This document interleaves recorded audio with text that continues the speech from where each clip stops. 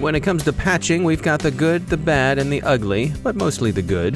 Dridex is back. The Brussels airport hacker turns out to be a literal script-kiddie, with the emphasis on the kiddie. Moscow treason trials shut down Russian cooperation with Western law enforcement. Robert Lord from Protenus returns to tell us about their Breach Barometer Report for the healthcare industry, a look ahead to RSA, and some Valentine's Day advice.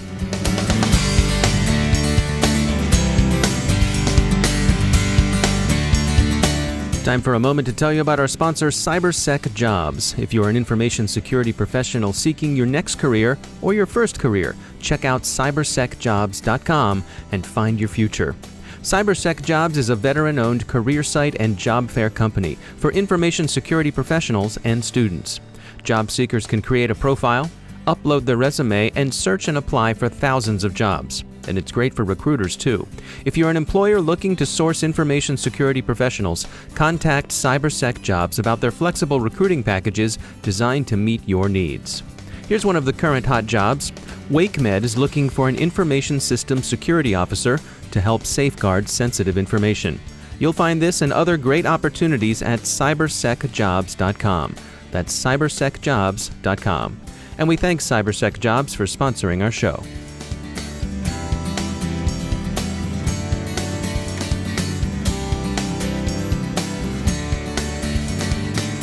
Major funding for the CyberWire podcast is provided by Cylance. I'm Dave Bittner in Baltimore with your CyberWire summary for Friday, February 10th, 2017.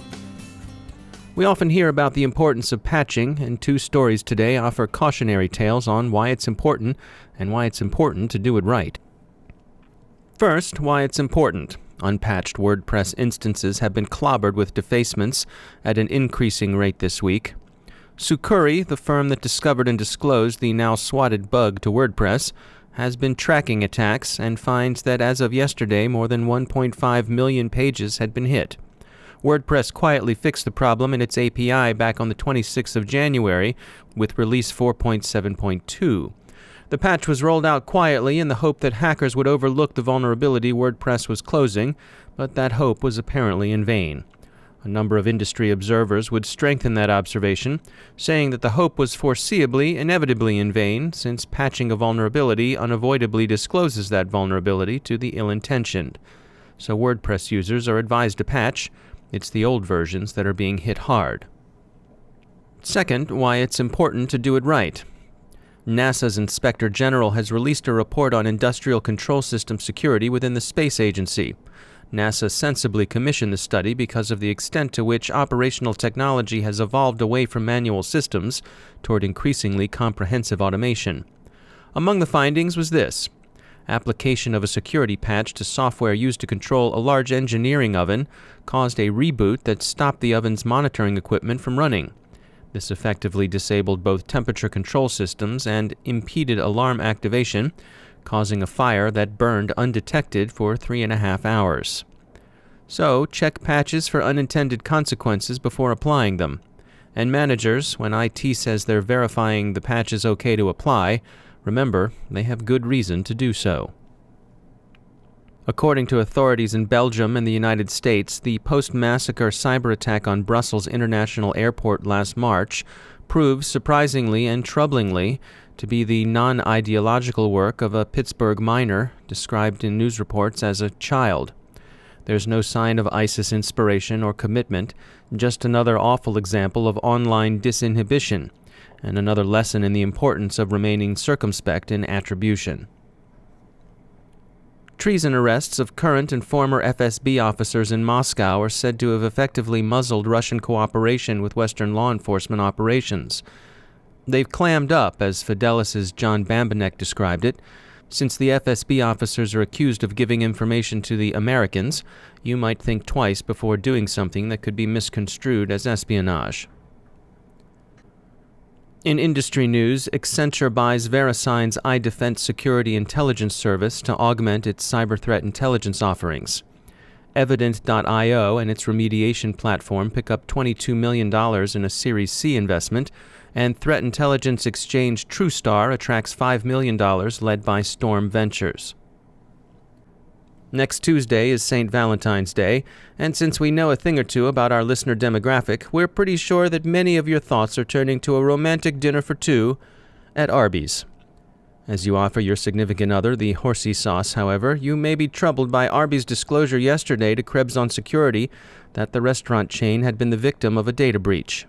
Jeff Hill, Director of Product Management at Prevalent Inc., reminds us that this is part of a pattern.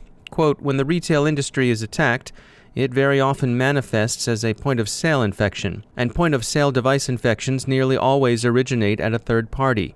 End quote. He cites the famous Target breach traced to an HVAC contractor as one of the more famous examples. He goes on to say, quote, studies vary, but it is generally recognized that at least 40% of all enterprise breaches originate at a third-party vendor. In the retail space, that figure is likely much higher. End quote. So, a reminder of the significance of third-party risk. But to return to the silver lining in the story, the good news is that Arby's reports they've remediated the point-of-sale system problems, and so you may squire your betrothed to the local food court without unusual risk of losing your pay card information. Any other romantic risks, and you don't need us to tell you February 14th is a positive minefield of such risks, are solely your responsibility. Brothers and sisters, you know who you are. Mes semblables, mes frères. Finally, of course, we'll be in San Francisco next week. That's right, in the city by the other bay, covering RSA 2017, the annual Woodstock of the cybersecurity industry. We've been linking to some forward-looking pieces on the conference, and we'll be reporting on what we see and hear around the event. In the meantime, here are some of the stories we'll be watching. The Innovation Sandbox is always interesting, and the startups chosen to compete have over the years become some of the industry's more influential players. The Sandbox runs Monday. We'll be there for it. The conference provides many opportunities for a look at the interplay of technology, commerce, and policy. It'll be interesting to see, for example, what technologies the Department of Homeland Security's Science and Technology Directorate has queued up for transition.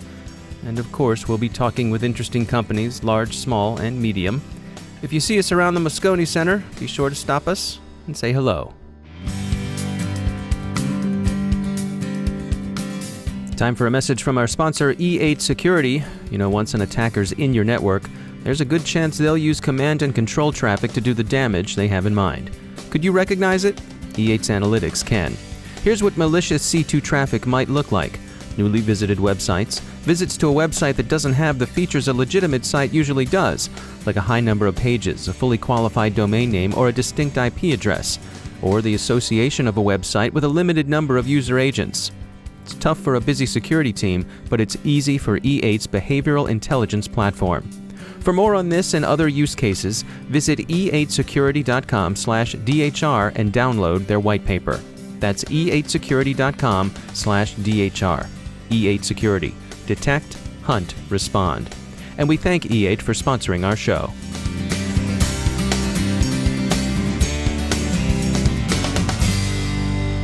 Joining me once again is Ben Yelin. He's a senior law and policy analyst at the University of Maryland Center for Health and Homeland Security. Ben, you know, once again we find ourselves back looking at the Playpen child porn case, but we've got some interesting developments here. Bring us up to date. Yeah, so back in 2015, and we've talked about this before, federal investigators temporarily began operating this Playpen child pornography site for 13 days before shutting it down as part of what they called a network investigative technique to try and find basically IP addresses, the users of this service. One of those users was a guy by the name of Jay Michaud, who lives up in Vancouver, Washington. He allegedly logged on to this Playpen site while it was being run by the federal government, and he was arrested and prosecuted. The judge, as part of the prosecution, asked for the source code used to target this defendant, and instead of providing that source code, the FBI decided to keep it classified. Without the source code, the case can't go forward, the prosecution can't go forward. The federal government has dropped its appeal on the case and has allowed this individual, Michaud, to go free. So we were just talking about it before. This is one of the luckiest people in the country. He was caught using child pornography, but because the federal government has bigger fish to fry in the form of the source code, he's going to be able to evade prosecution. So just take us through sort of the big picture of this. I mean, here we have someone who has serious charges against him, but instead of pursuing that case, the government decides to step back and live to fight another day? Yeah. First of all, there are 135 cases like this nationwide in courts of varying jurisdictions. So it's possible that there could be a friendly judge somewhere that could go through with a prosecution without asking for the source code. Generally, a defendant in a criminal case has a right to what's called a Franks hearing, which is to determine the sufficiency of the interrogation methods used to get evidence to arrest a person. It's possible that there could be a judge that could deem the investigatory process sufficient without looking at the source code. And since there are so many cases cut across so many jurisdictions, it's certainly possible. And in that case, in order to protect the code, it would not be in the government's interests to continue to prosecute cases where they would have to reveal the code.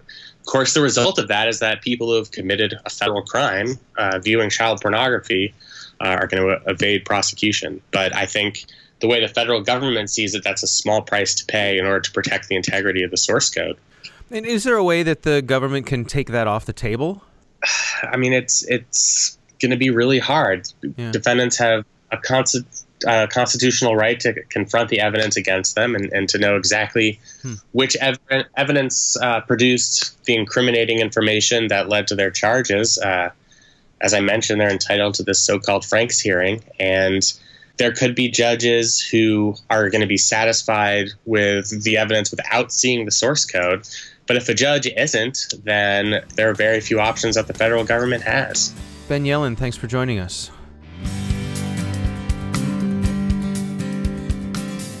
Time to take a moment to thank our sponsor, Palo Alto Networks. Feel free to visit them at go.paloaltonetworks.com/secureclouds. Businesses and their data are flocking to the cloud. It's no longer just a convenient place somewhere out there to store things. It's become a viable, integral part of almost all enterprise-level organizations. Palo Alto Networks understands this, and the fact that your data and applications are distributed across the private cloud, the public cloud, software-as-a-service environments, and any number of configurations in between. Make sure your data and apps are secured and protected wherever they may be.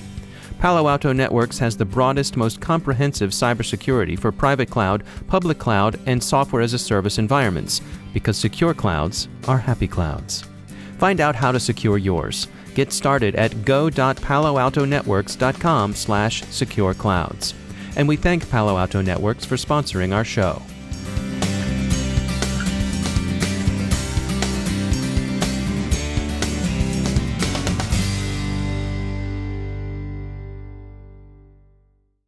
My guest today is Robert Lord. He's the CEO and co-founder of Protenus, a company that provides privacy protection for patients and providers in the healthcare industry. He returns to the CyberWire to tell us about their Breach Barometer Report covering 2016.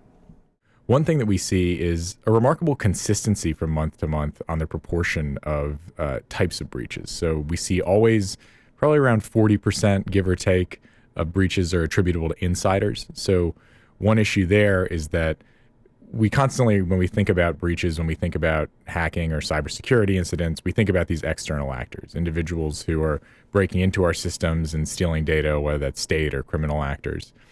But in fact, what our research reveals that at least in healthcare, you've got hacking that makes up about 26.8% of all breaches when you look back at all of 2016. Mm-hmm. But insider threats are about 43% of all breaches. And so really what we're saying is, we really need to take a closer and quantitative look to say, what really do we need to defend against? And is it matching up with our broader intuition around our vulnerabilities? So when you say insider threats, what's the spectrum of things that encompasses?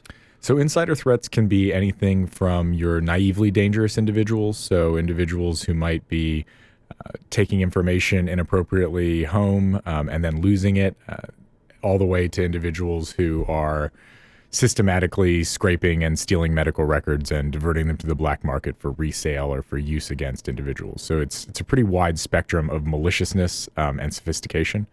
But overall, what we see is that healthcare, unfortunately, is not having these threats go down. We're really not deploying any solutions to tackle them systematically across the industry, and that there's a real need to grow an awareness of these challenges. In terms of reporting these breaches, obviously healthcare is a highly regulated environment. So how does the reporting with what is known, with what is made public, and the delays in getting that information out, how does that all play out? Great question. Reportable healthcare breaches fall into two broad categories. One is your smaller breaches that just need to be reported on an annual basis, and those can be things like faxes being missent, small individual incidents that don't really need to have the scope of an immediate public notification, that type of thing. But any breach that involves greater than 500 patients, HHS needs to be notified immediately of that. You have a 90-day reporting window for that. And then those are added to what's called the Wall of Shame, which is maintained by the Office of Civil Rights, which is responsible for administering HIPAA. And that really allows you to get a sense of what are the breaches that are occurring, what are the characteristics of those breaches, and how long is it taking people to respond to them. Now, one of the challenges that we see with that is while, of course, OCR does its best and does a pretty good job on many fronts, when we went through all the breaches that were publicly reportable, we still saw that probably a third again of breaches versus the OCR Wall of Shame were not being put on the OCR Wall of Shame. And so what this means is that there still is a need to have a bit more of a rigorous methodology, perhaps more of a proactive methodology to finding and reporting these breaches, and making sure that there's a centralized place for people to look at all of that information and understand what these trends are. We think that as hospitals and health systems, HIEs, payers start to examine their security posture, we believe and we hope that 2017 becomes the year of insider threat awareness. It's not that anything's fundamentally changed. It's that what we believe is occurring is an awareness and a transformation in people's understanding of the fact that this is a threat that they can no longer avoid or believe is just the cost of doing business. All of this really gets to a core question and a core message that we always talk about at Protenus, that we think about at the Institute for Critical Infrastructure Technology. And that issue is, how do we ensure trust in healthcare, right? How do we have the confidence to know, all the way from the patient believing that their data will be protected and will be used appropriately, to the system administrator knowing that everyone who has access to that data appropriately has that access and is using it appropriately, to everything in between. A hospital really needs to understand every single access to patient data that occurs, and the health system as a whole badly needs a set of systems and processes to feel that all of this interoperability, all of this exchange of health data, all of this data sharing that's been pushed, and appropriately so, for improving patient care, is not done to the detriment of the privacy and security of all the patients whose data is being shared. At its core, trust in healthcare is a question of making sure that you understand what appropriate use of information is. And to do that, we really need a greater understanding of all the players. That means we need to understand all the users and how they normally and appropriately access data. We need to understand all the patients and what those normal care flows should look like, what does an appropriate course of care look like, and then all the connections between those, whether it's health information exchanges, electronic health records, payers and claims management, financial systems. Understanding both the content of the data as well as how that data flows through all these health organizations is a real challenge that healthcare is facing now, but one that they're beginning to tackle, one that they understand really needs to come onto their horizon for 2017 and 2018, and one that also at Protenus we're confident that they're going to be able to tackle successfully, especially with new technologies coming onto the front from a variety of different areas. That's Robert Lord from Protenus. You can sign up to receive copies of their Breach Barometer reports on their website. And that's the CyberWire. Thanks to all of our sponsors for making the CyberWire possible, especially to our sustaining sponsor, Cylance. For more information about how Cylance prevents cyber attacks, visit cylance.com. The CyberWire podcast is produced by Pratt Street Media. Our editor is John Petrick. Our social media editor is Jennifer Iben. Technical editor is Chris Russell. Our executive editor is Peter Kilpie. And I'm Dave Bittner. Thanks for listening. Have a great weekend, everybody.